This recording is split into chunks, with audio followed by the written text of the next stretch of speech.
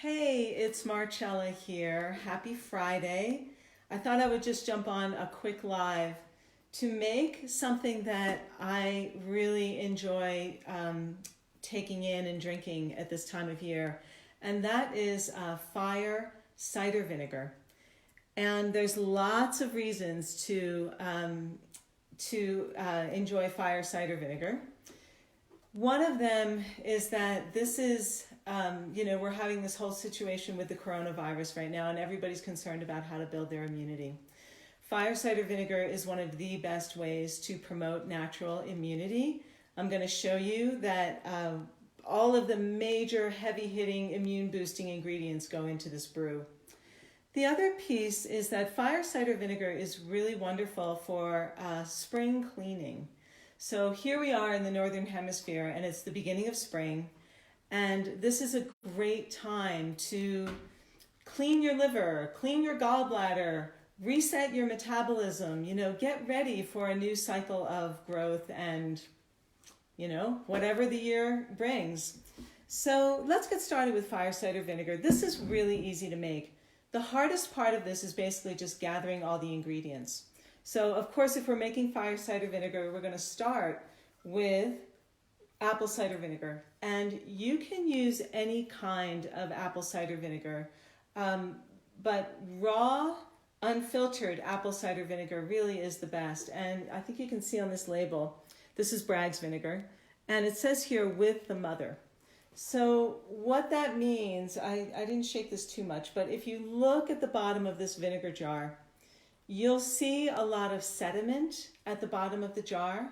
That is actually, the byproduct of the filtration process. It's actually just like the pulp and the fiber and the parts of the apple that are just settling to the bottom of the jar. So this is raw apple cider vinegar. I've got a half gallon here. I'm going to make quite a bit. And I have a ball jar. And basically I just start with pouring the vinegar in the jar, and away it goes. And let's, we're coming toward the end here. Let me just give it a little swirl so that we really get all that sediment, all that mother. There we go. Wow. Woo! Okay. So that's the apple cider vinegar. Then we're going to put a bunch of different ingredients in here. This is horseradish. This is a Bubby's horseradish. If you can get fresh horseradish where you live, that's ideal. Where I am in rural southern Colorado, we don't have such luxury. So I'm going to use a tablespoon of prepared horseradish, and I'm just going to go ahead and drop that in like so. And then I am going to put in 1/4 of an onion. And onion is actually a really powerful anti-inflammatory. One of the elements that onions have is called quercetin, and it is a very potent anti-inflammatory compound. So why is reducing inflammation important in terms of building immunity? So when you are under a lot of stress, when you're eating nutrient-poor foods, when your emotions are running amok, and when you're not getting enough exercise and you're not getting enough sleep, and altogether you're just really not living a very healthy lifestyle, what happens is you will build inflammation in your body. Your body will develop an inflammatory response to the stress, to the hormonal imbalances, and you will not feel good. And I think you all know what that feels like. So having anti-inflammatory foods calms down the inflammation response in your body so that your body does not have to tax itself by fighting off, all the stressors and the body aches and pains and so on. And that naturally builds your immunity. So keeping inflammation in check is one of the most important things you can do for your health altogether. And it's especially important if you are seeking to lose weight and right size your relationship with your body, because inflammation is also one of those things that will contribute to weight that is stubborn to lose. So here we go. I'm putting some onions, just chopped onion, in my cider vinegar. And this is going to smell really good. And then the next thing I'm going to put in, let's see, what should I do next? I have a jalapeno pepper here. Jalapenos and peppers all together are really rich in a substance called I don't know how to pronounce it, capsaicin or capsicin, it's something like that. C-A-P, okay. If somebody knows it, you can put it in the comments section, but I think you know what I'm talking about, capsicin. And basically, it's very rich in vitamin C, which I think if you've been following any of the media about, fighting coronavirus, a big recommendation is to take lots of vitamin C right now. So you can certainly supplement with vitamin C, and you can also just have a lot of vitamin C rich foods. So chili is one of those. So capsicin is what makes peppers hot. So cayenne pepper, jalapeno, serrano, I guess Anaheim, maybe poblano, hold on one second. I gotta get my scraps bowl here. So chilies altogether are gonna be very rich in capsicin, which again is an anti-inflammatory substance, an anti-inflammatory compound that also happens to taste really fabulous. So I'm just gonna go ahead and slice up this jalapeno. Now, when you're making your own cider vinegar, you don't have to do a fancy schmancy chef cut like what I'm doing. You can just simply chop. What's really good is if you can chop things into small pieces, what that does is it exposes a little bit more of the surface area of the food. So it makes all of the nutrients a little bit more bioavailable. Okay, so here we go. So I just put in onion and a chopped jalapeno. And let's see, what else? Oh, okay, now the other thing I have is a half Granny Smith apple. I'm gonna put that in. And Granny Smiths are the least sweet of all the apples. They're not apples that I particularly like to eat, but they're very, I don't know, they have their own merits, I suppose. They're not apples that I eat, but they can work in all sorts of other culinary contexts. So I'm just going to go ahead and chop up these apples here. So this recipe for cider vinegar, fire cider vinegar, is a big hit in my Women, Food, and Forgiveness Academy, which is my online transformational mentorship program to help health-conscious women like you love and forgive yourself, your food, and your figure. We not only do a lot of Facebook Live demonstrations and make all sorts of wonderful healing foods, but we also do in the Academy a lot of deep emotional work using the tool of emotional freedom techniques, which if you follow me, you know I am an EFT practitioner as well as a chef, and EFT is a miraculous tool for helping to heal, hold on one second, there we go, for helping to heal the traumas and negative beliefs that cause you to soothe yourself with food. So we do that as well. And my women in the Academy have been bugging me for a couple of months to make this recipe, and I have been procrastinating. Oh, I feel so bad. But anyway, now's the time. I'm doing it now. So far we've got onions, apples, jalapeno. It's, it's already starting to take on a kind of smell character. The next thing I'm going to put in is this turmeric root. And we put in quite a bit of turmeric. I'm going to go ahead and grate it. And again, I could chop it if I wanted to, but grating it will expose a lot more of the surface area. Turmeric. Oh, wow. Turmeric is like so good for you. It's a really, really powerful anti-inflammatory. It is a spice that is native to India. So if you've had Indian food, if you've ever had like curries or, food like that, chances are you have had turmeric. And I don't have fresh horseradish where I live, but I'm extremely fortunate to have fresh turmeric. And I love fresh turmeric. I put it in all kinds of things. I make a mung bean rice porridge called khichdi, where I put a lot of turmeric in that. Turmeric is also a really wonderful thing for making golden milk. So at night, if you want like a little proverbial warm milk before bedtime, you can grate some turmeric and just kind of simmer it in some milk with a little bit of honey, and that's a wonderful soothing thing to help you get a good night's sleep. Okay, I've got lots of turmeric here. This recipe calls for about 1/4 cup. I'm kind of winging it here. I'm just,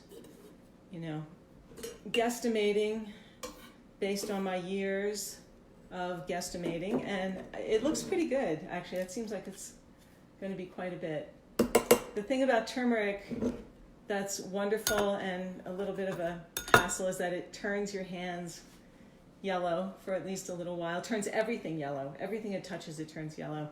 And the cider will turn yellow as well. So here we go so far. We've got the turmeric, the onions, the green apples, the jalapeno, and of course the vinegar. And then the other thing I'm going to put in is the recipe calls for, let's see, half of an orange. You could use like a Valencia orange or a navel. I happen to have some mandarins here in the house, so I'm just kind of using what's around. Scrape up the cutting board. I'm going to go ahead and just cut this up whole.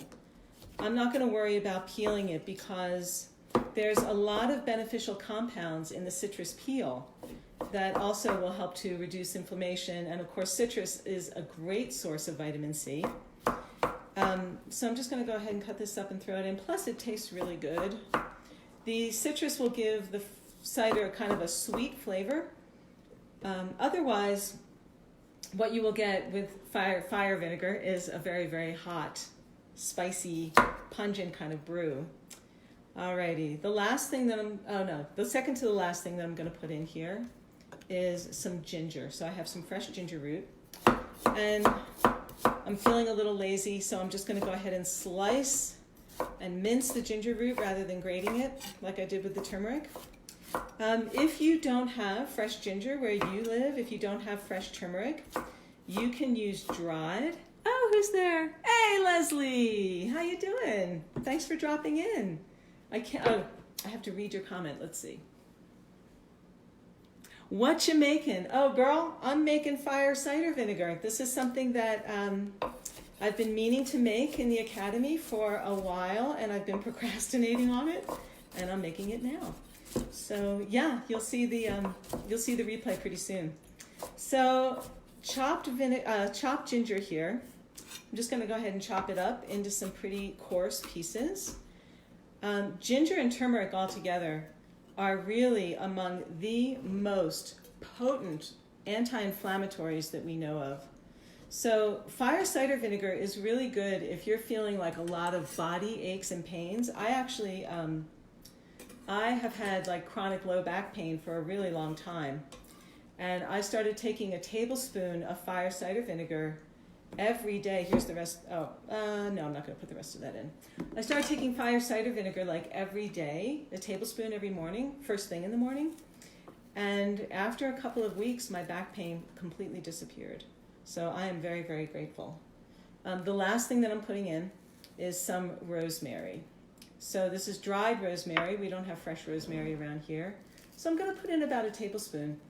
And one of the things when you are working with dried herbs, it's good to kind of rub them between your fingers.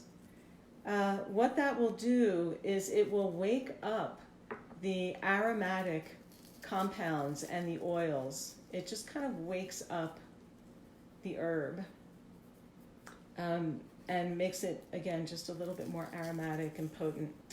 Okay, here we go. I think this is it.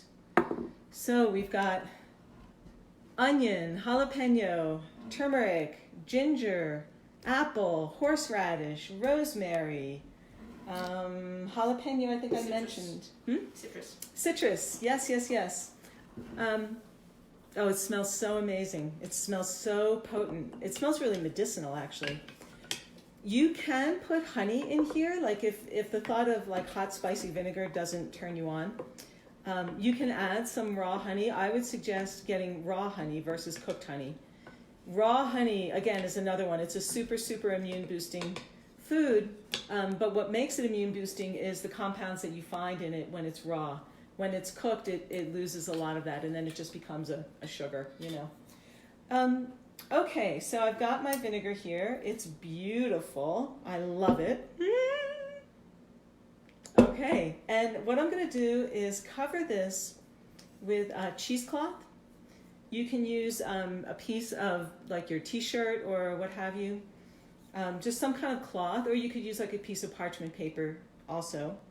And then I'm going to take the lid ring to my ball jar, and actually, you know what? Hold on. Did I? Yeah, okay, here we go. I'm actually going to put the lid on, and the solid lid, and then I'll put the ring lid on. The reason why I'm putting cheesecloth on here is because the acid from the vinegar will cause rust to form on the ring of the lid, and you don't want that to happen. So just to keep it from rusting, you just need something. It could be a paper towel, it could be a napkin, or what have you. I'm going to go ahead and label this and date it. So today is March 27th, is that right? So this will be ready in about a week. You want to let it sit for about a week so that the ingredients infuse into the vinegar. The flavors will infuse, the nutrients and all the beneficial compounds will infuse. And then you can strain it off and take a tablespoon a day. You can take it diluted in a little bit of water. You know, if you make like a morning juice, like if you're like a green juicer, you know, you can put it in your morning juice, what have you. You can also use it for salad dressings. You could use it any way that you use vinegar in your food. And again, what this will do, you know, cider vinegar is naturally anti-inflammatory and naturally immune boosting. But what you're doing here is you're supercharging it with all these other really powerful anti-inflammatory, immune boosting, and delicious superfoods. So I think that's going to be it for now. This is Marcella signing off.